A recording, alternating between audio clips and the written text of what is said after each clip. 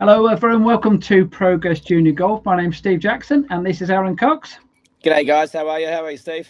I'm all right. We're a little bit late, aren't we? We're 24 hours late. I think we were watching the Masters, weren't we? I think that's the excuse, isn't it? We'll blame it on the first round. Absolutely, yes. Right, now this is the 4th edition of the new Progress Junior Golf Show, the 66th episode of all time. Now, tonight's show, we're going to be looking at parenting in junior golf. Now, I know, Aaron, you've got plenty of tips and plenty of advice and plenty of opinions on this subject, and I'm sure we will hear many of those during this evening, but we need to get to bed before midnight tonight, so I'm going to be a little bit strict on you. We're going to look at one specific subject within parenting junior golf, because we look at parenting in junior golf at golf events or golf competitions.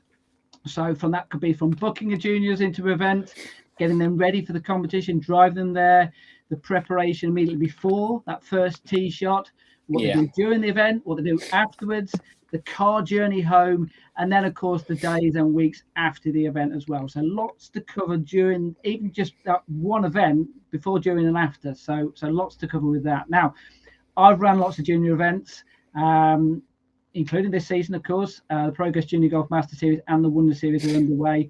So I've had a lot of dealings with a lot of parents, and of course yourself as a professional golfer and an award-winning coach of junior golfers as well. Thank you. Plenty of experience of interacting with parents as well, and of course we'll come to it a little bit later, I'm sure, but you're running your own tour this year as well, so I certainly am.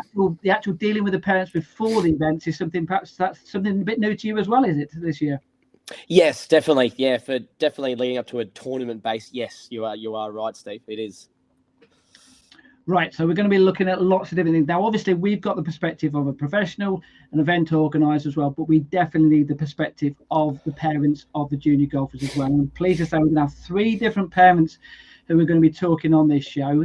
They actually attended an event I was at Charnwood Forest towards the end of March, and they were interviewed during that event, not by myself, by a lady called Marion McKinnon. Now, she's a journalist MA student at Nottingham Trent University, and she contacted me before the event and said she'd love to come along and talk to them, because she's doing something on psychology of sports and the role that parents play in bringing through young athletes, talking to lots of different parents of young golfers, not just young golfers, different sports as well. So real fascinating study. Very interesting, that would be.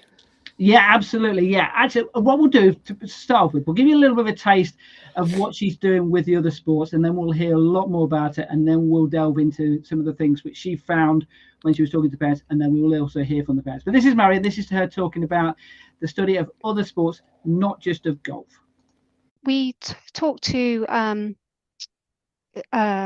mums, it was mainly mums, at the ice skating rink in Nottingham. Okay. So they have a synchronized skating team, which is quite intensive. Their training is 4 or 5 nights a week. Some of them are setting alarms at 3:30 a.m. in the morning. Some have driven 19,000 miles, they estimate, over 12 months to fulfill these obligations. So that's quite a pressurized sport. Taught kind of loosely to tennis parents and also as well as the golf parents, but there were common themes that came up between all 3 groups of parents, and they're all from a very very caring place. They weren't, how can I make my child do this or anything like that. They were, if you told them to stand on their head as a parent and that would make things easier for their child, they would have done it. They were all looking to improve their sport. I suppose, Aaron, that's one of the key points, isn't it? The fact that, most parents, the vast majority of parents, just want to do the best for their child, aren't they? And that's something which we all need to bear in mind, isn't it? Oh, look, you do get those parents who literally just, I think, get an absolute thrill and a kick of seeing their child either just do well or be a participant in sport. And those parents are probably some of the happiest, I think, overall, because they don't feel there's they don't put an expectation on either themselves or their child when they're playing sport. Marion made the point there that they would stand on their head. Have you had any parents who stood on their head to help their parent? Have you ever had that? No, I haven't. Neither have I, fortunately. Yes, probably not advised to do that. It's probably not, particularly for someone of my age, not a good idea. Right, now we are going to hear more from Marion then. So let's find out a little bit more about what she's doing, what she's involved with, and then we'll really delve into this subject then. So this is the interview, full interview with Marion, and then we'll go. I'm Marion McKinnon. I'm a trainee journalist at Nottingham Trent University, and I went along to the golf tournament at Charnwood Forest because I wanted to collect some questions from parents for a guy called Professor Chris Harwood at Nottingham Trent University, who specialises in youth sports. And it was in preparation for a podcast, and we wanted to give parents an opportunity. If they had a sports psychologist in front of them, what would they ask for the benefit of their child? So that was the purpose of the interviews. You obviously did the interviews with the parents. I think 4 or 5 of them you spoke to. We've got clips of all those different types of interviews that you did. What was your take on some of the general topics which came back, and also some specific ones as well? Yeah, so a common theme was when things aren't going very well on the golf course, and golf is a game that takes hours to complete, and one hole doesn't mean the whole thing is a bad round. And so quite a lot of questions were, when their head goes down, how do you get them to compartmentalize and then go back into the game and carry on in a more positive tone? There was also another common theme of if things hadn't gone well in the afternoon and on the way home in the car, does that dejection continue? Is their emotional state affected by it on the journey home? So those were quite common themes. There were some specifics, particularly females in competitive sports. It's quite often they may not have a fellow female competitor to go around the course with. And as you said, Steve, you team them up with somebody that they know, but sometimes they may be the only female competing at that level in the sport, and it's quite a lonely place. And that's, I would say, quite specific. When you went and did the interviews with the ice hockey players and the other sports as well, were the common themes there, or were the things whereby completely specific for golf, which were very different from other sports? I would say that golf was different in the sense there's the time and the space to be alone with your thoughts. And whether that turns out to be a good thing or not, it can work either way. With the synchronized skating mums that we interviewed, they can train all year for a 3-minute performance as a team. So the pressure on them is intense. So they have had specific sports psychology coaching to cope with that pressure. It came only when they reached a certain level. It wasn't at grassroots level at all. But as they went up to the World Championships and to compete for the Olympics, then sports psychologists came on board to help them. I suppose with that, I mean, obviously you are looking at them at a very young age in all the sports that you looked at, but and I think you mentioned earlier the fact that the parents were kind, they were caring, they weren't out there to try and get the next whatever it is, Charlie Hull, Tiger Woods, Rory McIlroy, whatever, and in other sports as well, the next big thing. But at the same time, obviously, it's nice when your child does do well as well, and it's getting that balance, isn't it? It is, and just coincidentally, over the last few weeks, Nottingham Trent Sports Science Department has released a paper about car journeys to competition and post-competition, and their findings for travelling to competitions was to let your child lead the conversation. You can ask an open question, but if they want to sit in the back with their headphones on and listen to music as their preparation, let them. Don't. But if you want to encourage a conversation about what to expect at that event, then yes, but certainly don't force them to do it. And then the learnings from on the way home was that if you said to your child, "Oh, that didn't go so well today," or quite often children will recede from answering you. They don't want to talk about it yet. And the process still has to happen because there still has to be some learnings, but it may be that that happens when they next see their coach, or there's been a note, they've slept, or so it was more about the timings of the conversations after the event, and then just to give them space and let them lead the conversations before the event. And it's fascinating, isn't it? The fact that you think about parenting, you think it's on the day, it's at the event, it's when the sports are, but it's also the preparation, and also it's dealing with it afterwards as well. And you've given two perfect examples, and that car journey could be 45 minutes, it could be an hour, it could even be longer than that. So at some point, what's happening that day it's probably going to crop up in conversations, isn't it? So how easy stroke difficult is it for the parent to try and get around what you're trying to, the advice you're trying to give them? I think the idea is that they come to you for the advice. You can ask open questions about how do they find a particular situation? Had they been working on something in coaching that they then used that afternoon? So try and separate the result from the performance, because you can put in a really good performance, but you may not get the outcome that you wanted.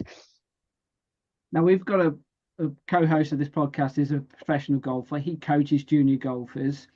What kind of conversations should he be having with the parents from your experience of talking to the parents of is that a topic of conversation you spoke to them about what the coach says and the kind of things that you take from the coach when in those events? I think when it came to coaching, most parents said that they would echo if they had heard what the coach had said about a certain scenario, they would quite often reinforce what the coach had said. But most of them had said that they're not expert ice skaters or tennis players or necessarily a golfer, or don't even play the sport themselves. So they kind of acknowledged that and were more often than not opting to give emotional support. That was really the basis of what they were trying to do. I'm going to ask you a difficult question here, because you spoke to a lot of people here who particularly the event that I was at, caring parents, ones who didn't get too involved.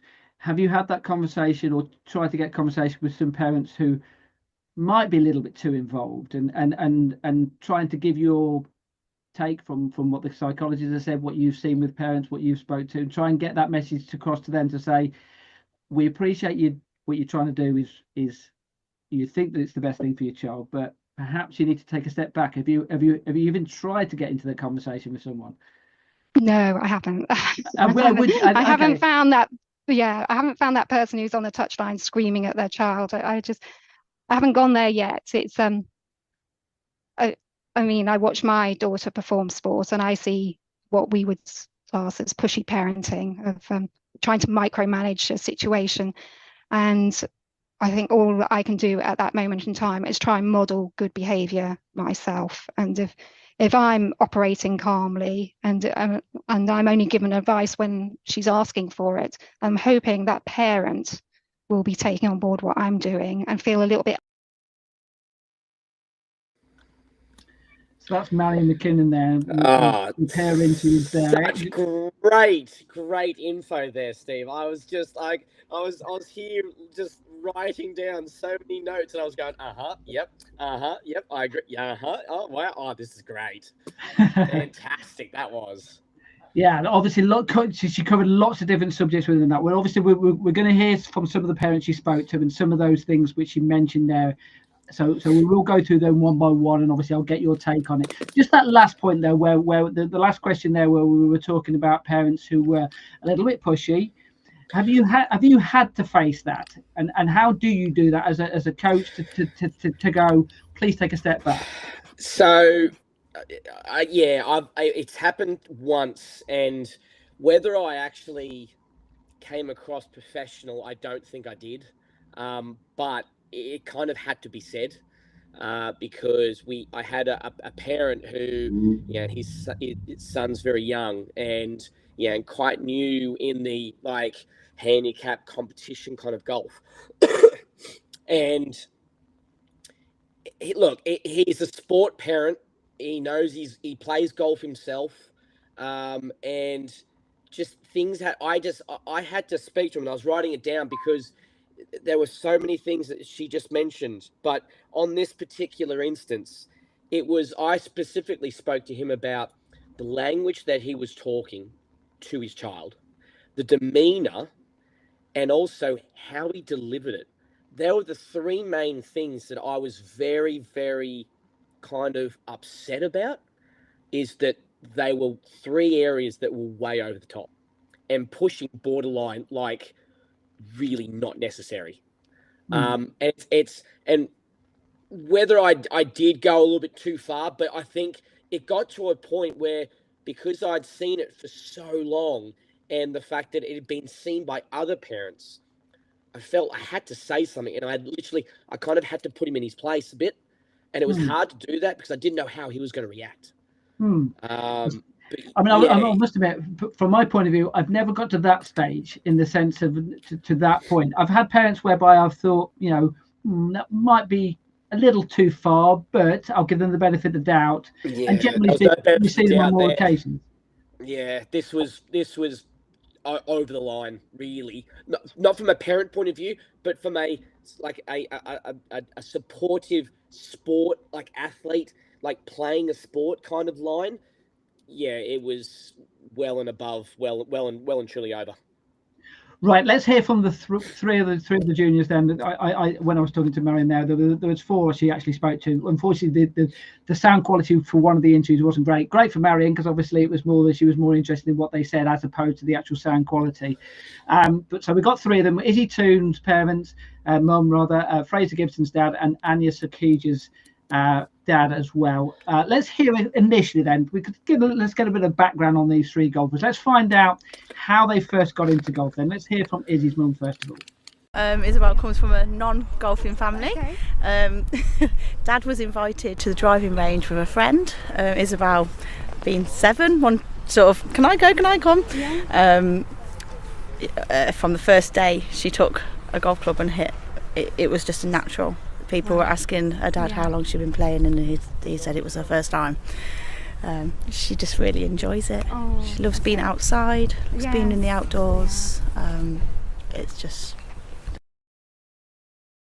So that's Izzy's mum. Fraser Gibson then, so slightly different angle. That's very Fraser, cool. How Izzy started out. This is Fraser. I play, my father-in-law plays, and my brother-in-law plays, and my son took an interest in it from a younger age, and he decided that he wanted to try it out, so we introduced him gently to it, into some like the junior group lessons on a Saturday morning at our local club, and then it's kind of just developed from there, and really as his interest has sort of gathered pace and he's got more and more involved, then we've supported that as he's gone along, and as long as he wants to carry on doing it, then we'll support him.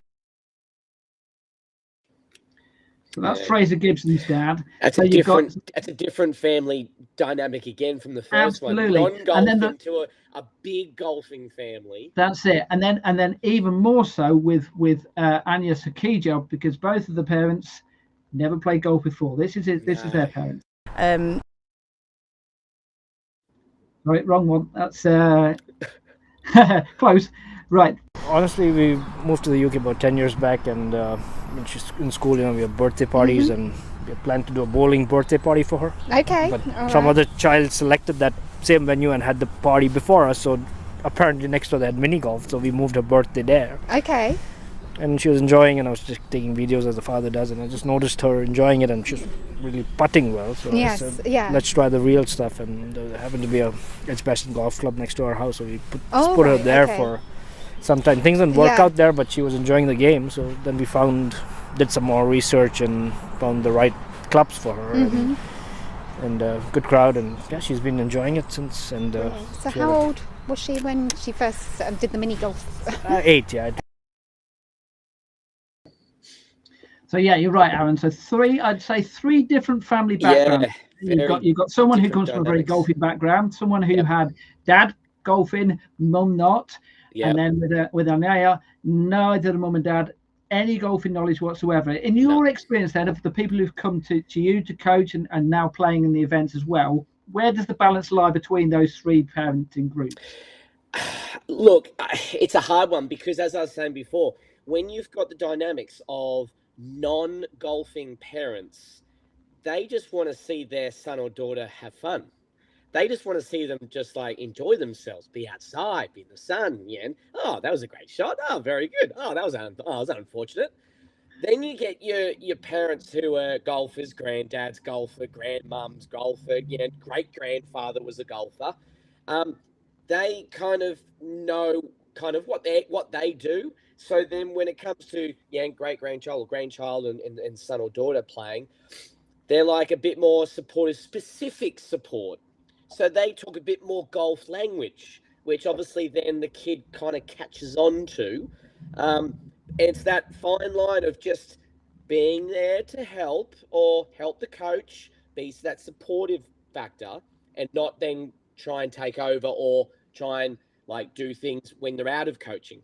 I personally think, and this is just my opinion, is that I've had really good experiences with both sides, golfing parents and then non-golfing parents. I see there's a lot less tension and like there's in the ways of, I don't know if you guys, I'm trying to find the words, but with the non-golfing parents, I just think there's a little bit of an edge where they're just there like, having fun. I'm just there to have fun. It's cool. I'm going to sit down and watch my son or daughter just hit a couple of golf balls, get taught how to play the game that they're actually quite enjoying. And I'll just sit back and be there. And I'm not going to be on my phone, but I'll just sit back and be there. But be as that lady journalist said before, the emotional support. And I think that's non-golfing parents are better at that emotional support when they're playing golf. The golfing parents are going to be good for support before and after, but they're going to be the parents that would, and again, I was writing things down when she was talking about it. They're going to be the parents that will always start the conversation in the car ride home, but they don't need to. Right. Yeah. I was going to say, we're talking about events here as well, and those those parents or those junior golfers who are playing in their first event. Yep. And let's look at those two different parents there. It's in your experience, how do they deal with that first event then? For the ones who don't know anything at all about golf, it's probably a new experience for them turning up at an event. Yep. But for the ones who know about golf, they know, when you turn up at an event, register, those types of things. So how do they deal with that situation? In that respect, coming to a tournament for the first time, and because here at Blackwell, I have my own little my kids' academy golf course. And for the last 5 years, I've been playing competitions on my kids' course, and they're all like 50, 60-yard holes. So they're really small. But I've got like 6 and 7-year-old and 8-year-olds playing all the time. So, and I've just started my this year's events. And my last event, literally about 3 weeks ago for the players, we play for our players championship. I had about 6 to 8 kids playing their very first competition. And then tomorrow, I've got about 5 kids playing for the Masters, our green jacket, playing tomorrow for the very first time. Now, at that event a few weeks ago, the parents that are golfers were able to give a path to the kids of, right, go find Aaron when we arrive, go ask him what you need to do. And then when you do that, then you can come back to me, and then we'll start just devising a plan of what we want to do and how we want to start warming up and getting ready. So when the kids turned up, they came to me incredibly. It was just like that. Kids came to me, Aaron, what do I need to do? I'll go, no, it's okay. Just be on the putting green, be nearby. I'll call you and I can give you your scorecard to come over and be ready for the first tee about 5 to 8, 10 minutes before your tee time. And then all of a sudden you could see them going back to their mum or dad's, and all of a sudden the putter came out, a couple of golf balls, and they went on straight to the putting green and started putting. Now, when you've got a couple of the kids that obviously came from parents who don't play golf, the kids were just like sitting around. They were sitting at the tables, all right, having a drink and maybe having some food, but they weren't as per se, on the putting green, getting ready or just moving over towards off the putting green and having a bit of a swing to warm the body up as such. So in that respect, that's where the advantage kind of can be where that support can help that child have a bit of a more direct path of, this is what we're going to do to make you ready. And then it's going to be up to you. I'll give you an example of what happened at the weekend with me. I was running an event at the Leicestershire Golf Club, and there was a junior there, got a handicap, and I think it was their first competition with a handicap. So they'd gone through that process of getting 6 scorecards in. Presumably they'd done it, at their club, and they'd handed in their 6 cards and got themselves their first handicap. And they came along, great, did the registration desk, got to the first tee and everything, did the round of golf, finished the round of golf, and then left before handing in their scorecard. We'd done the digital scoring, and it was the parents who didn't know anything at all about golf as well. So, and then actually won a prize. So I had to ring them up to find out where they were, kind of thing. And they said, "Oh, really sorry, we're 10 minutes down the road. We thought." So it was just a little bit of it's not. Yeah. I wasn't I was they were apologetic, and I was like, "No, it's fine. I understand. It's your first event." Yeah. How are you supposed to exactly? You see, so but in that scenario, that's whereby I think you need looking from a junior organizer's point of view and a professional's point of view as well, is that's where you need someone who's a little bit more understanding, because that person could have been DQ'd for not handing in their card. I wasn't going to do that. But the biggest thing that I always make sure that when I do play my little comps on the kids course, and obviously the parents have got the scorecards, because I've just got little scorecards made up for them, and the parents are scoring because the kids are so young. But I'm talking directly to the kids, so I try and make them that I'm talking to them, but the parents are just listening. Yes. And I always say, right, guys, so when you finish your first round, you'll come back to me, you'll give me your scorecard signed. I want a player A is going to be the player. Player B is the marker. You've got to have 2 signatures on the scorecard. You don't hand the card back to me until you have 2 scorecards. Once you do that, you'll hand me the card. I will then give you round 2 card. Then I will then give you a time frame of how far away you are away from teeing off for your second round in your final round. And then once you've finished your second round, you'll do the same process again. You will come and find me and hand your scorecard in. So I suppose in a way it comes down to us as organisers, but at the same time it does then help, because that golfer parent would then say at the end, "Hey, make sure you sign your card," or make sure you go hand your card in, to make sure that scorecard gets to you back as the event organizer. Right, let's hear from another parent. Then let's hear from Anya Sajkiji's dad again. Question I put to him was, what was a typical golfing week for? So how much does their child actually play? This is what she plays almost, you can say, every day. Yeah. Oh, right, okay. Almost, yeah. We're members in a couple of clubs, but her home club is Shirley, so she used to go there for group coaching every Saturday with the other juniors. And then when her game improved, obviously we had to move a bit to the private coaching, so the private coaching is not that much, like maybe once a month. Okay. But then of course we share videos and if there's any updates or something. But but she plays, I'd say on an average at least. So that's Anya's dad there talking about how often she plays in the week, and 4 times a week to me that sounds like a lot of golf. But yeah, and I've got a bit of an argument to that, to the ways of what the parent was talking about with how much they play, and then pulling their kid. And this kid was how old? 8 or 9? 8, I think. Yes. So pulling an 8-year-old child out of group classes just because her ability's kind of getting a bit higher, and then taking her out of groups away from other kids who enjoy the game to one-on-one, which is only once a month. That's where look, that's me being a coach, but that perspective, golf is a very selfish sport. You want the kids to learn together, create friendships, create bonds, and create a bit of a team. I've got 8 classes I teach over 80 kids, and each class have their own big groups of mates in those classes. Then they've got a separate group of mates when they play the comps. So that's where I would say to parents, be careful. Yes, your kid might be getting better with ability, but remember the age of the child. One-on-one coaching is great because the information and language that is being spoken by the coach can be taken in more when they're older and they can hold on to more information. When they're that age of 8, they're not going to be able to hold direct information, so much direct information from a coach, but then scaling that back to once a month, once every 30 days when she's playing 4 times a week. That's where I would be a little bit, I wouldn't do that. I don't know the exact circumstances. It may be down to the golf club that she's at. There aren't any juniors there, and that might be the situation whereby she doesn't have the opportunity to have group coaching there. Don't want to put word in people's mouth though. There. No, that's fine. Along the same line, so let's hear from 2 juniors talking about their schedule during the season there, because obviously with Anya's parents, they were talking about playing, just going to have a few holes of golf after school and those types of things as well.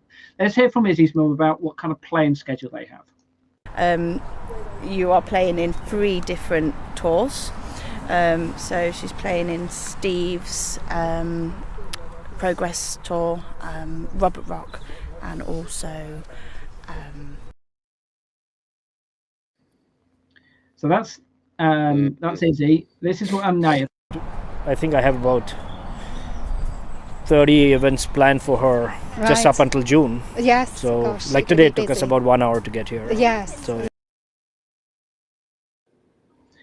that's obviously a lot of competitions there for. And when were these interviews taken?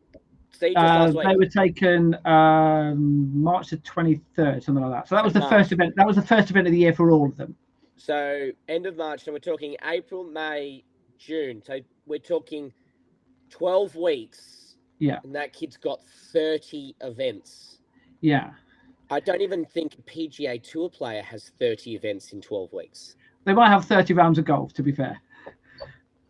Yeah, but yeah. Again, yes. There's a lot of How okay? So on that point then, with schedules with juniors, and to be fair to Anya's parents, and I have had a good chat with them, is to try and get that blend between, she's been playing a lot of 9-hole competitions, so therefore but she's now getting to the stage now whereby, and we will actually come to this later when we talk about the news, whereby her scores are coming down fantastically well, and she's now playing in 18-hole competitions. Great. So how do you get that? How do you get that blend of letting them go out and play in competitions, letting them go and play out in events, but at the same time giving them rest as well, and keeping them away from the golf course? I think a break, so when we're looking at the schedule, especially here in England, obviously you've got a season. So you've got a window between April and pretty much end of September, maybe early mid-October then. But in the last couple of years, it hasn't been. So you've got a small window, but in the times that you've got school for in April, May, June, July for a lot of these kids, halfway through July. Then they had 6 weeks where they're literally in summer. Obviously, parents are going to work their schedules of work and taking time off, but you've got to find that happy medium of coaching, tournament play, fun practice play, like just going out and having a bit of a giggle and having a hit on the golf course and just going out and enjoying the game. 30 events or 30 tournaments, although it might be 9 holes or just 1 round, I think that's way too many, because where's the kid going to have a bit of what happens when she's having coaching? What happens if there's a bit of a swing change? Where does the time come in for that? Do they then pull her out of tournaments? By the sound of it, I don't think that parent they would be. So then all of a sudden she's going to be playing into events, having new thoughts or swing changes.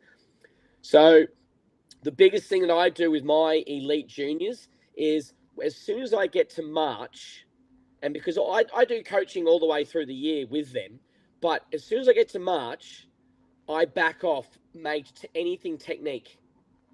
And I work on distance control, just like swing lengths, shot shaping, like just how to hit these different shots. Nothing about how to change this or take away or up this. Course management. Going out on the golf course and playing different shots and just mucking around and playing these, try different things. That's what I do with my elite kids. So through the season, they're not thinking technique. They're just doing the same stuff. But I'm adding to their mental game of how to look after themselves during a round of golf and how to make sure that if they start getting themselves into a hole, they know how to pick themselves up and get out of it. Let me tell you a story as well of when I knew Charlie Hull and her parents when she was very young. So she would have been around about probably 9, 10, 11 at that age, and her dad didn't let her play in many competitions. Not because he didn't want to play in competitions. He wanted to keep her fresh. Yeah. She wanted to play in them.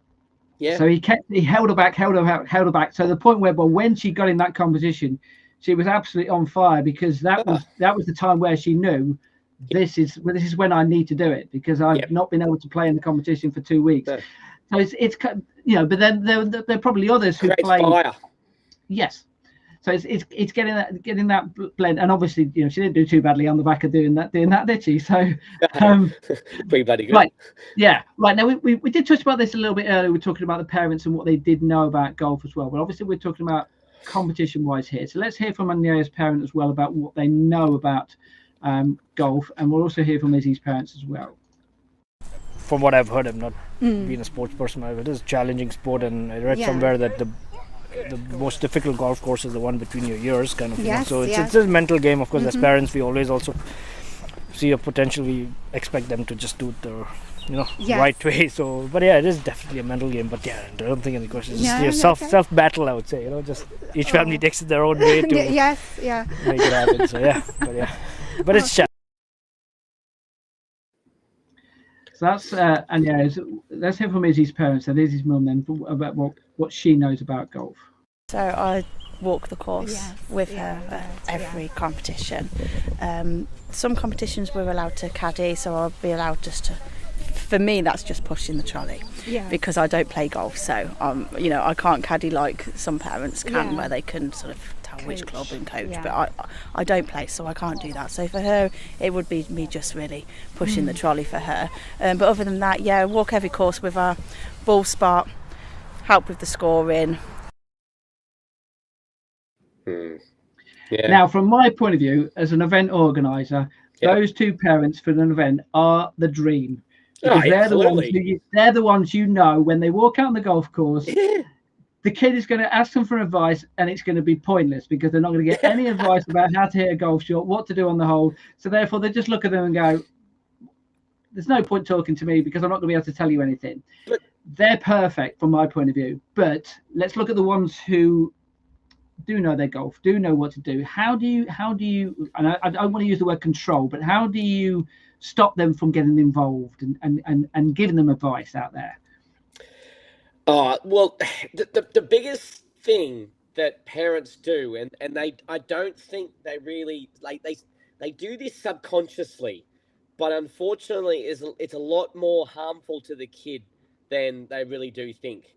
And as I said, I've got to be careful, but there's a lot of parents who I'm getting messages on Facebook and messages that people are watching that I know. But the biggest thing that golfing parents do, if they're out there and if they're able to be close to the player or even caddy, they ask a very silly or even stupid question. Why did you do that? Yes. Now, that has probably got to be the silliest question a parent could ever ask a kid after they've hit a poor shot. Because what they've got to think is, did the kid really want to hit that poor shot? Were they trying to hit that ball into the bunker or into the water? I don't think so. So don't ask the question as a parent, right? And I'm a very new parent, so I've got a few years away. My son's 2.5, and at the moment he's getting absolutely wrapped on football and golf, incredibly. Okay. But as a parent, there's no use asking that question. Oh, why did you do that? Well, why did that happen? Because they don't know, and they don't know why you're asking that because they didn't intend to do that. Now, the lady that was on the bag that was just saying, well, I just pushed the trolley. Now, from her point of view, as you said, those two parents were the best you could dream for, and that's 100% true. But from her point of view, she's one of the best parents you could have pushing her son's or daughter's trolley, because from a mental performance coaching aspect. Now, I'm no mental performance coach, but I use Greg Robertson from Underpin Performance, and he's done a lot of mental performance with my elite juniors. And he always has mentioned to the kids, like, look around. You're green. You got to think of traffic lights: green, or amber, and red. To get out of the red, you've got to look at what you can do to get into amber. If you're in amber, get back into green. When you're in green, or if you're in amber or red, when you're walking up the fairway and there's a lot of time to yourself, as Mimi said, look around, hear the birds, and look for the different colours. Try and point out, oh, okay, I see a different bit of green there. There's a bit of, there's 3 different colours of green there. Then there's a bird there. You're looking around, taking in the sights, the sounds, the smell. So you're using your senses to take your focus away from the golf course. So that mum who's got no idea about golf, what's her first comment going to be when either there's a good shot hit or a bad shot hit? Oh, did you see that bird back there? That bird was eating all of that grass, or it was eating like a worm back there. Did you see that worm? That worm was huge. Now, that's perfect, because as soon as that happens, that kid's going, what bird? What worm? Yeah. Got no idea what happened on the last golf shot. Yeah, actually, funny enough, you almost want to teach that parent, to I guess I'll flip this scenario around. So the parent who doesn't know much about golf, inevitably they will learn, because they will know what a good shot is. They will know what a bad shot is. They will know what something in between is. But in that circumstances, there'll be points whereby they'll go, and they'll or whatever, they'll have some kind of reaction to a shot, and it could be a disappointed reaction or a happy reaction or whatever, because they don't really know what the reaction they're supposed to do. Yeah. Flip it the other way around. That parent who knows about golf wouldn't do what you were saying about looking around for the birds. Or just be completely focused. So you almost want one to teach the other, and then the other one to teach the other about. Yes. This is and golf etiquette, those types of things as well. The scenario I gave to you about the parent who didn't know about handing you a scorecard afterwards. Yeah. So where you wanted the golf parent to teach them, but equally so is that golf parent who doesn't know much about golf would probably have the most enjoyable round of golf watching their child have a fun round of golf. The golf parent is the best person to help the kid on the golf course with golf etiquette, not necessarily about good shots, bad shots. Oh, why'd you do this? Why'd you do that? Oh, go here, go here. Oh, yes. Oh, great shot, son. It's okay, come over and stand over this way. Right, go. If you mark your ball, that'll help this. Okay, we'll go stand around here. I'm going to put the bag here. The next tee's in this direction. Yeah. That's that real benefit of having that golfer parent in that respect. That's where the golfer parents have got to use that advantage for that aspect, not for ups or downs with the heart rate, because that golfer parent is going to know exactly good shot, bad shot, okay shot. They're going to know what and when and how.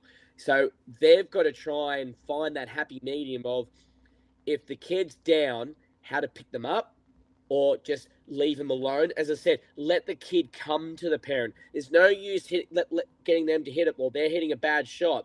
There's no use going in there and going, oh, well, look where the ball is. Right, now we've got to try and get out of that. There's no use then leading. You might as well just be quiet. Either let them come to you, and then at the end of the hole, go, well, look at the next hole. We've got the next hole to go now. It's a new start. That's where then the golfer parent can be kind of helpful, is, well, the last hole, you can't go back and do that again. So let's look forward and look up, not look down. Right, let's move on then. Let's talk about, and I'm sure we're going to talk about the car journey here, because let's talk about traveling to golf events as well. Let's hear from Izzy's parent and also Fraser's parent as well about how much they do traveling to get to the golf events. This is Izzy's parent first.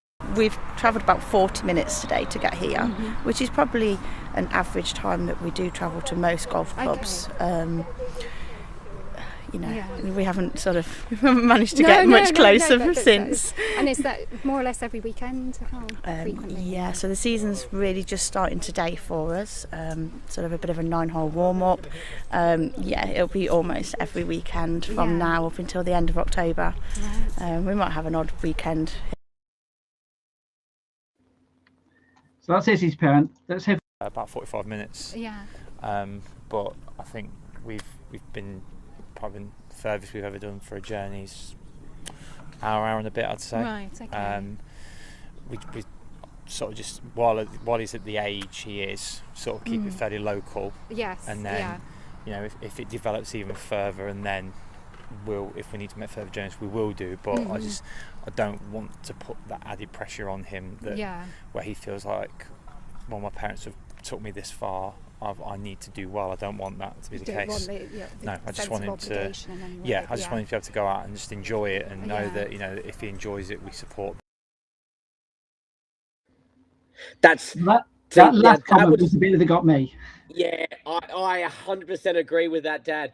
That what he just said there was so poignant. If an hour and a half max, because if we go any further, the kids' expectation is that I have to do well because my mum and dad have done this for me. So then there's that absolute massive load of pressure on the shoulders of such a young kid, and you've got two adults on the shoulders. So I agree with that parent. I hats off to him, because keeping the kids local to start with, I always, as I say to the parents, build the kids' tires up, pump them up in their own backyard, pump them up so big in their backyard that they're a big fish in a small pond.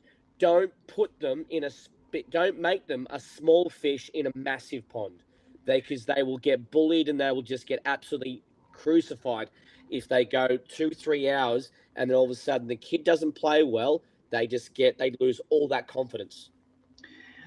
Okay, so with that in mind, then, so just give us your scenario, because obviously you're based up in Durham, and Durham's a big county. Got a lot of golf courses, but it's a big county. You're running your own tour up there. Some of the events are quite far apart in the sense of that. Some far north of the county, some further south of the county. Yeah. So, and the same with the events that I run, in the sense that quite a lot of them are in and around Warwickshire. Warwickshire is a big county, though, but also we've got events in Leicestershire, Northamptonshire, Bedfordshire, Staffordshire. So it spreads around a little bit. If you remember when we did the podcast, we were talking about travelling distances to try and get to some of these. So I've tried to go local as well. Same with yourself as well. But equally, so you've got players who used to play in the Northern Junior Golf Tour. Yes. Now it's the Ping Junior Golf Tour. How many of those do make that long journey? And at what stage do you say, yes, we do think this is a good idea for you to at least try it out initially? Well, look, with the Northern Junior Tour that was last year, you had every event sold out. And now you've got now turned into a Ping National Tour. The 6 events that are in the north are booked out and have 40 or 50 kids on a waiting list.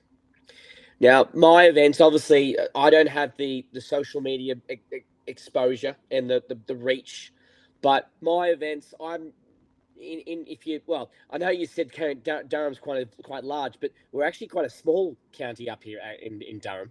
So from where my most southern event is actually in Richmond, Yorks, which is actually classed as North Yorkshire, to my most northern event, which is Wearside, you're looking at an hour's drive. Yeah. Okay. So that would be maximum. So you've got parents that live up in Newcastle that would drive an hour down to Richmond, and you've got kids here, parents in Blackwell, down here in Blackwell in Darlington, that will drive 45 minutes to an hour up to Wearside. But at what point do you say venture out? When the kid, and I say, let the kid make that decision, not the parents. Let the kid come to the parents and go, hey, I want to go try that. Now, if they come to you saying, hey, I want to try that massive, massive event 2 hours south, then obviously you've got to then have a sit-down conversation and go, okay, well, you've been playing this, you've had these results, you've been practicing. Well, you know what? You've been putting the hard work in. So, you know what? If you feel that you're confident enough and you're ready to go to that next level, then you know what, son or daughter? We're happy to drive you down there. Now, that then takes the expectation of what that parent was just saying before off the child, because the child has gone to the parent saying, you know what?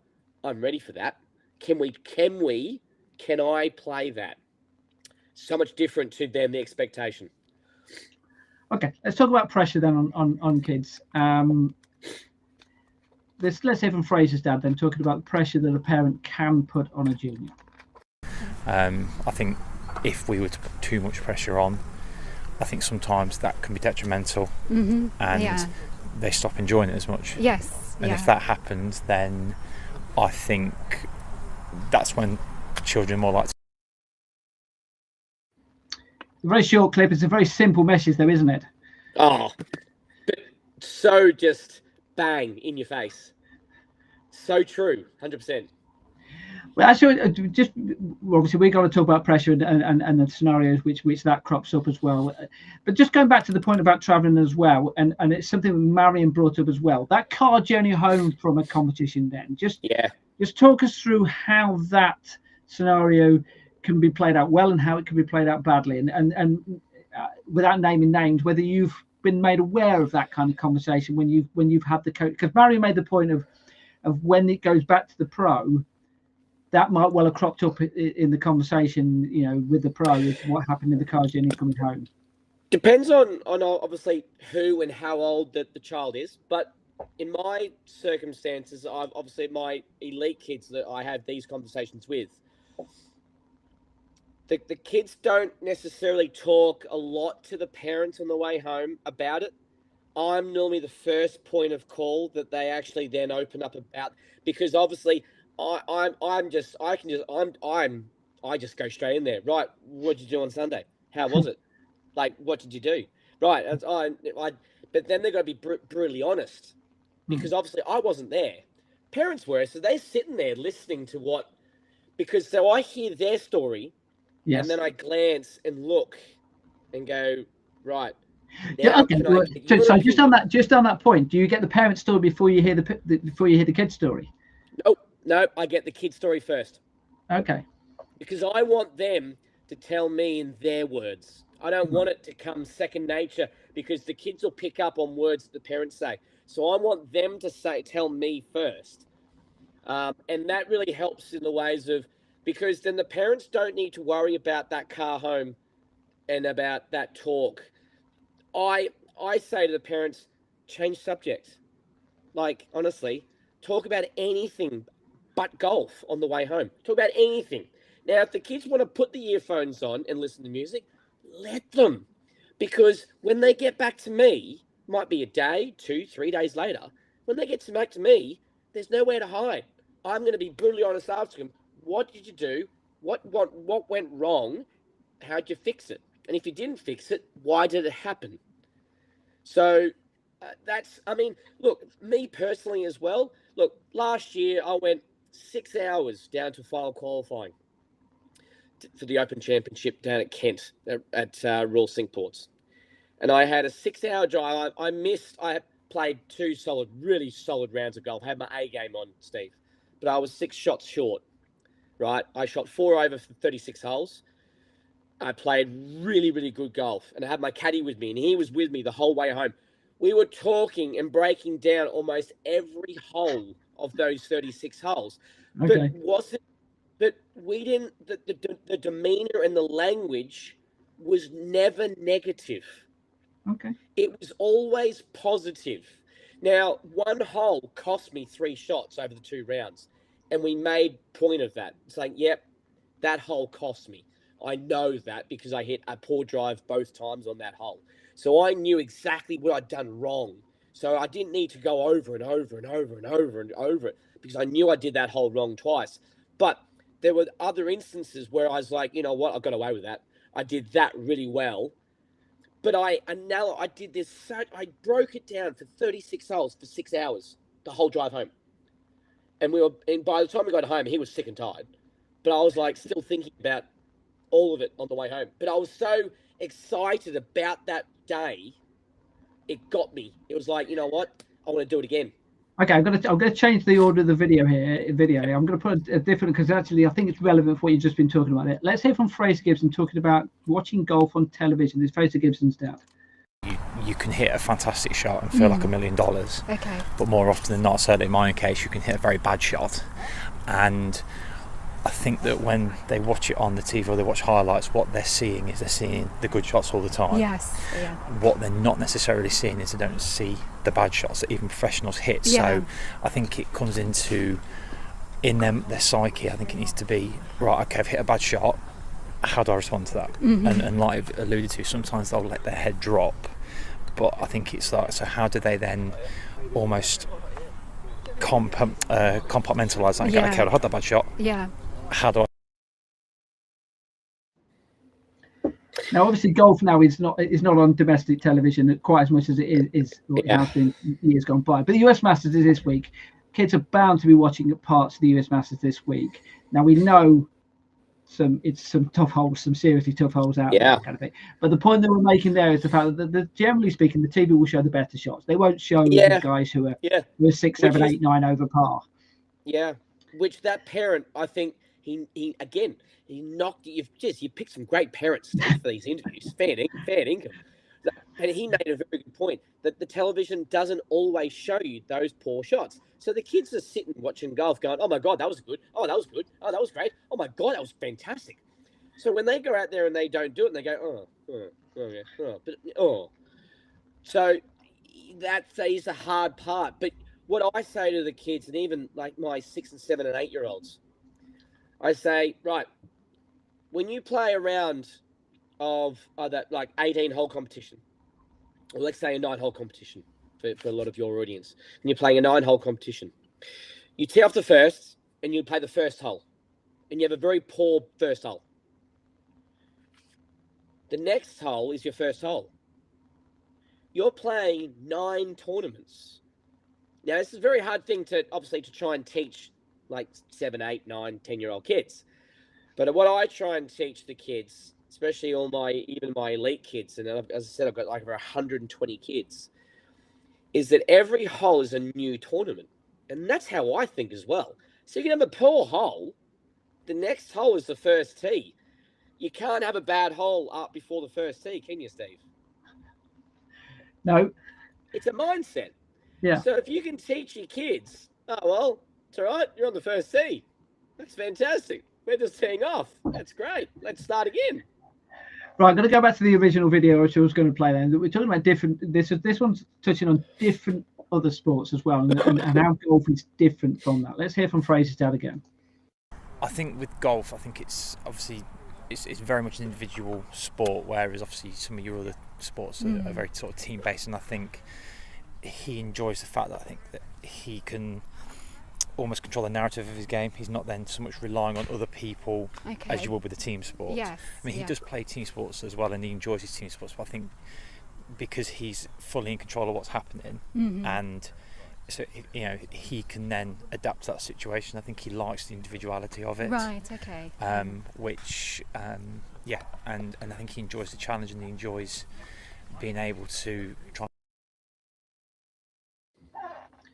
Obviously, we're talking about parents in junior golf here, but isn't that fascinating? The fact that he almost like trusts his son to understand golf, which is for the age that Fraser is and the high handicap that he is. That's how old's Fraser again? Unique. How old is he? Yeah. I don't know the exact age. I think probably about 10, 11, 12 years old, so not too old. Golf brings out a kid's personality, brings out character. And I think that's why, and again, what that father was saying, he can control what he's doing, and to have that confidence in his son. Yeah, as you said, amazing. But that's where I think it's also important for tours to also change the game of golf once or twice in the year and play a team game of golf. That's why every year I do a Ryder Cup. Every year without fail. Because golf is so selfish and so one person. I always make sure that each year, when I do my Order of Merit for my 8 individual tournaments, the top 24 kids qualify for the following year's Ryder Cup. I then pick 2 captains. They pick their own teams. And then they play the real thing. But I do it in one day. I do round 1, 4 balls, round 2, foursomes, and then 12 singles. But then you see the team aspect, and they're all out there. They've got the flags around them. They're in their team colours. They're all then supporting each other. You want to see that every so often, because golf is just me. Well, let's look at pushy parents again. Then let's talk about other sports here. Once again, Fraser's dad was again talking about this. I mean, my son plays football on a Saturday morning as well, and I think sometimes you do hear parents, and I think that they're not necessarily doing it on purpose. I think it's just a slight cultural thing. Yes. I think there is a shift now. I think obviously lots of things being done to try and move that culture on, but I think sometimes you do get that where there'll be football, for example, a child will misplace a pass, and you'll hear some parents are saying, and you'll hear the groan. Yes. But the child hears that. Yes. Yeah. Exactly. And that's not going to do them the best. And I think sometimes, okay, if they do place that misplaced pass, okay, never mind. Yeah. What we need to do is, okay, so next time, how could we try and make sure that pass is more successful? Yeah. But I think that's something that will continue to develop societally as well. How a parent directly acts, say on the side of a football pitch or even on the golf course, how a parent reacts to something happening will dramatically affect immediately that child. Okay, whether it's a scream, whether it's a sigh, or the parent's head goes down, the child sees everything. I'll play devil's advocate then, because Mario made the point earlier as well, and you've said as well, great parents that we've got some interviews here with there, and they all care. They all care, kind of thing. They all want their child to do well. It's not like, I don't think these are your classic pushy parents. No, absolutely not. But there are occasions whereby you just can't help it. No, and how do you stop? What's your worldly advice here? How do you stop that parent from not reacting? Because that takes some doing, doesn't it? Separate themselves from the situation. So if they're not excuse me, if obviously with a lot of the junior tours there's not a lot of caddying other than the really young kids. Yes. I think the parents have got to separate themselves and be well away from their child so they can quietly go, oh yeah, get in there. Or, oh, that was a bit of bad. But do it in a way where behind a tree or away. So when they come away from the trees and they're out in the open and the kid's looking at them, they're just standing like this, or not with their crossed arms by the side or in their pocket, or just like down there, nothing's happened. Well, if it is crossed arms, guarantee it. Yeah, I was going to say, if it is crossed arms, as long as it's crossed arms for like the entire round. No, exactly right. But I think the best thing to do is to try and get away from the situation, or get down to the next hole very quickly, so they can get down there and go, oh yeah, get in there. That was brilliant. Oh, that was so good. Oh, that was a bit of a bugger. Or get down to the next hole, take some notes about what happened. Then the next coaching session, when and then if they've got a coach where, like, very similar to myself, I'm asking questions to the kid, and then the parent, I go, right, what happened? They just go, right, here you go. Then that's helpful. I see that as support. That's supportive, because that's giving me direct information from an adult's point of view. But also they're giving me their side, so I'm then putting the two sides together, and then that gives me a big picture of how I can then go, right, well, okay, how can we do things better in the next comp? Right, now, obviously this podcast is about parenting and junior golf. We've got a professional golfer, we've got parents on, we're talking about juniors here. Let's take a look at it from there's going to be people who are watching this event who are event organisers. There might be golf clubs watching this who run junior opens or whatever. Yep. And there's something you brought up there whereby you said at some events, caddying is allowed. Now, you're running a new tour this year. I don't know whether you've made the decision about whether you're going to allow it or not. In my tour, I ran a tour last year which brought it in last year. So they didn't in the first year I was involved with them. They brought it in last year.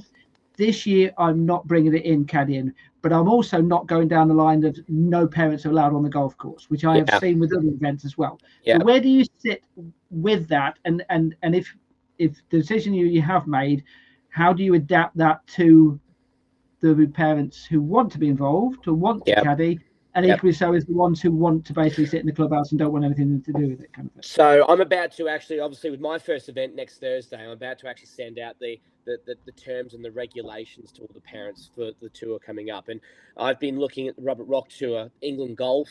Obviously, I looked at and how you do it as well, but I looked at Northern Junior Tour, or Ping Junior Tour, of how they really what they do. So I've taken a bit of this, that, and then like, you know what, I want to try and do this. So I've kind of gone down the lines of England Golf kind of lines. Under 15s and under 18s, there'll be no caddies unless they're under 18 years of age, right? So they can have a fellow junior on their bag. Under 10s, I'm going to say parents fine, because under 10s, I want them to feel helped, but I'm going to make it clear on the days that I want them to be there to help the kids, not coach. I want the kids to play golf. I just literally want you to be there to be helpful of golf etiquette, help with scoring, and speed of play. That's my main rule for the under 10s. And then the under 13s, I'm going to kind of push the same kind of narrative, is that, yes, you can have a parent on the bag, but that parent will only be there to help with scoring, etiquette, pace of play, no coaching, no helping. To allow those kids that are, say, 10, 11, 12 to have at least someone to help them push their bag around the golf course. That's how I'm going to try and push it down in my tour. So very, very similar to all of it. Right, I'm going to play you a clip here from Izzy then, and this is something whereby something as an event organizer, because Izzy plays on my events, is something I've had to adapt to the rules that I've got. Let's hear from Izzy's mum. Isabel is actually autistic as well, so she has a bit of anxiety, so she does need that.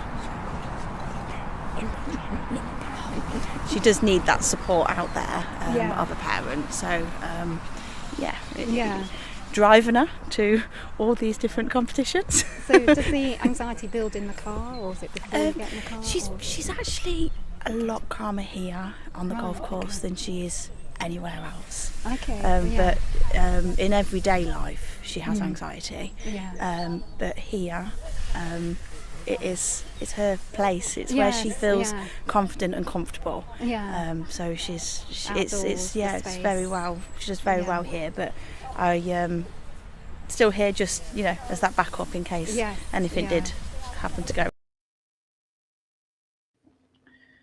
So that's Izzy's mum there, and I have to say I've been to events with Izzy, probably, I don't know, let's pick a number, 35, 40 events I've been with Izzy. Never once had a problem with her at any event with her anxiety or anything like that. But obviously I have been to events with some people who have ADHD, those types of things as well, and you have to adapt the rules for those kids. Absolutely. So with that. And dealing with the parents, then how do you do that? Because you have to make special cases for them, but at the same time not make it too much of obviously you're making a special case for it. You've just, at the end of the day, you've kind of got to just break it down to the parents. Look, we're all human. We have to make a decision in certain aspects, whether you like it or whether you love it or hate it. You just, unfortunately, life is like that. You have to go, as my parents always said, you got to roll with the punches, Aaron. So you kind of just go, but the biggest thing is, for me personally, is it's how the information is delivered if it's in person. Not escalating the problem or escalating the situation. You're keeping it calm and relaxed, and you're saying, look, this is what we're going to do. This is how we're going to do it. If you don't feel comfortable at all following those, you're more than welcome to take that stance or to have that position. Then maybe these events aren't for you. It's not saying that, hey, bugger off, but if you don't feel that our opinions align or the kind of the rules that we kind of try and set don't align with what you want, well, then try and find other ways of aligning your ways with them. But definitely de-escalation, keeping it quiet, calm, professional, and making sure just everyone just knows, well, this is for everybody. Yes, there's going to be special circumstances, but very limited. I'll give you an example as well, which has happened this week. So I'm running an event on Monday, Junior Open. I'm running the Junior Open for a club. So it's not part of the Master Series of Progress Junior Golf, but I'm running the Junior Open for a club. And the golf club doesn't have measured tees for the boys of the red tees. Right. So therefore, the 9-hole competition, the girls obviously they're okay to go off the red tees, but the boys have had to go off the yellow tees. And there's a lad, I think he's 9 years old, and his dad's come back to me and said he's never played off the yellow tees. Can he play off the red tees? So I've obviously come back to him and said, of course he can, no problem at all. But you just have to bear in mind that it won't be a handicap qualifier. And he's then come back to me and said, does that mean he won't win a prize if he does well? So I've come back to him and said, look, we'll work out a way whereby if he does have the best score off the red tees, then we'll work, so I've tried to be as accommodating as possible for that needs of that child, to make sure that parent is happy, that child is happy, they both enjoy the day, but at the same time the integrity, if you like, of the competition is still absolutely still kept, kind of thing. Ironically, a day later I had another child come back to me and said, 9-hole competition, can he play off the red tees? And I've come back to him and said, well, actually, if he plays off the yellow tees, he'll go towards his handicap. And he's come back with the opposite viewpoint, whereby, okay, I'll play off the yellows then. So you had the complete, two different answers to the same question. And I've said both of them, and both are they're both going to be in the same 3-ball. Yeah. So, and part of me thinks I'd like that person who's playing off the red tees to look at those two players off the yellow tees and go, actually, I wouldn't mind playing off the yellow tees today. But I'm leaving that up to them, kind of thing. The option is there if they want to. So, right, just finally, we've got one more video and then we're going to move on to the news then. We're going to hear from Izzy again here. And it's a subject which has cropped up as we've been talking along here, but dealing with failure out on the golf course. This is Izzy's mum. I've seen a lot get upset on the course over there. If they're having a bad hole, they're having it's a bad performance from them for... it could just be a bad shot, but they get into their own head and they can't let it go. Everything then goes down. So then the next shot is bad because they're frustrated. And then it can sometimes go on to the next hole. I'm quite lucky with Isabel. We don't, we can get a little bit grumpy, but nothing too major, to be honest. But it is, I think it is learning how to leave the mistakes behind and continue and not let it affect the rest of your game, because golf is 18 holes. You can have one bad hole and still play exceptionally well for the other 17. And over quite a substantial period of time compared to other sports. So you can, can pull it back. One bad hole doesn't mean that the whole round is gone. And I think that's definitely something that they struggle to. Definitely. I'm sure adults do as well. That's Steve again. Geez, God, you guys have great interviews. Fantastic. It's so poignant because I say this to every child, and I have a line that I always pull out of my bag. It's in my back pocket all the time. One game of golf does not define you as a player. One hole does not define you as a person. And I always say to the guys, like, when they've walked off the last hole and they're dejected, I go, what's tomorrow? And they go, oh, Monday. I go, okay. I said, oh, you off to school tomorrow? Yeah. Oh, so you are going to wake up tomorrow and go to school? And they go, well, yeah. I go, so why are you worried about today then? If you're going to wake up in the morning and go to school and then have a good day at school, what's the use of worrying like tomorrow? You won't even really know what's going to happen yesterday because you're going to be at school with your mates and doing school work and catching up, and then after school you'll be probably back down here at the golf course, either practicing or playing with you guys. That's the line I always pull out. One hole, one shot, one round, 9 holes.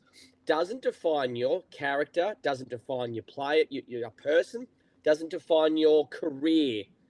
And that is the biggest thing. I'm always telling every junior, and again, that lady, brilliant, because it's so true. It doesn't define them. Look at it from an event organizer's point of view. So going back to the point we were making about being adaptable with those tea times for the parents and helping out the child as well. What about I'll give you an example of something that happened. I think it was about 3 or 4 years ago, whereby in theory the parents weren't allowed to, be involved with the juniors as they were walking around. They were walking around, that was it, kind of thing. And this person, I looked at their scorecard, and after 8 holes, they had 1 point playing the stable. Ooh. And on the 9th hole, the dad walked over to him and just gave him a big hug. And I just thought, yeah, you need it. That lad needed it, kind of thing, you see. Now, in theory, that parent is not allowed to, No. But the kid needed but that was one whereby just that lad centered. That's it, you see, and that's whereby you just need to have a little bit. At the end of the day, it's going to be playing around the golf. That's it, you see. So and it's not obviously wasn't going to affect the score it wasn't going to win the competition or anything like that. Yeah. But okay, just final thoughts then on the subject of parenting within junior events. Then is there anything which hasn't really cropped up, which we've kind of talked about, the parents have talked about, which parents need to be aware of at competitions, that some advice that you might give them? I think if the kids are young, I think my mum was never a golfer, never has, never will be, knows nothing about the game. But obviously now, over the last 20 years, me being a golf pro, she knows everything about the game because of me. Yeah. But even from that point of view, I think a great bit of advice is to help with the small things: speed of play, etiquette, where to be safe, where to stand. Quickly get out of the road so the other person can have a shot. Or, okay, come on guys, we're a bit behind. I think that's way more effective and more helpful than being you did that wrong. Oh, why'd you do that? So yes, it is hard to split yourself as a supportive parent, but then I think from a point of view of the parents out there, if they're not actually directly on the bag, going, hey guys, look, let's go, stand over here. Oh, help, come over here. You'll be safer over here. That will then help their spatial awareness big time on the golf course. All right, fantastic. If they're older, then the kids will be out there by themselves. Parents are, the teenagers, a lot of teenagers here, parents don't go out with them anymore. Actually, just one final piece of advice I can give to parents as well. By the way, these golf clubs they've got fantastic Wi-Fi. Go and let them out on the golf course, and you can sit in the clubhouse and get on with whatever you need to do on your laptop or whatever. And there are plenty of parents who cover some of the events which do that. They make the use of it. We've got Sky in the clubhouse, so parents can come and watch movies, sport. Well, the sport's going to be on, but go watch the Masters this weekend. Absolutely. Absolutely. Right. Okay, we're going to cover the junior golf news then, because the season has now started. The official season has started, obviously, if you like, with the US Masters. So let's cover some of the junior events then. I've had a few already. So that event at Charnwood Forest was the first event. That was the Midlands 9-hole Masters. Boys winner with that was George Hoey with a 5 par net 29. The girls winner was this girl here, and her name is Anna Sakija. Fantastic. She shot a 5 par net 30. The gross winner was joint, actually. Charles Eads and Jimmy Murray both shot gross 43. Now, I know you love these. Ian used to love them when we used to do them, right? Guess the score then, because Anna played the girls' Stableford series a couple of weeks later at Sutton Coldfield. So Stableford competition. You mentioned about the fact that she'd gone from playing in 9-hole competition. This was her first 18-hole competition. Second place with 43 points was Lauren Clark. Second place. What do you think Anya's winning score was? I'm going to go 54 points. 53 points. Hey! Not a bad guess there. That's it. 7 net birdies, 5 net eagles, and 2 net albatrosses for your first ever 18-hole competition. So how many shots did she lose? About 6? Yes, I think quite a lot. Yes. So congratulations on to her for that. Right, the next Master Series event was at the Leicestershire, which we did mention. Gross winner there was Archie Williams with a 79. It's also a Delhi Telegraph qualifier as well. So he is the his score goes through for that. Net competition, Lewis Reynolds was the best in the top division, net 69. George Hoey, who we mentioned earlier, who won the event at Chelmsford Forest, he was the best net score in the silver division, net 63. And Albert Spencer in the 9-hole competition with a net 30. Now, I'm going to show a photo. This is a lad called Ben Caddick. This is a photo I took of Ben earlier in the round. And now Ben, so at the end of each year, a bad bounce. Yes, absolutely. At the end of each year, I do some special prizes. I do a photo montage of the person who had the most photos taken of them during the year. And I also do a photo montage of the most expressive player in the year. Now, Ben won it last year in Warwickshire because of that, because of that type of reaction there. That, you can. I'd love to play. I've said this on many occasions. I'd love to play poker against him because you know exactly what type of shot he's hit. You know what his head was. But yeah, so that was. I think that was after about 7 or 8 holes. This was after the 17th hole. Oh, hole in one. Oh, hole in one. I saw that photo. Fantastic. Yes. So, and that was the nearest the pin hole as well. So, what a great way to start the year for the nearest the pin hole there. So, and also as an event organizer, it suddenly dawned on me I hadn't thought of a hole in one prize. So we gave him a teddy bear. So,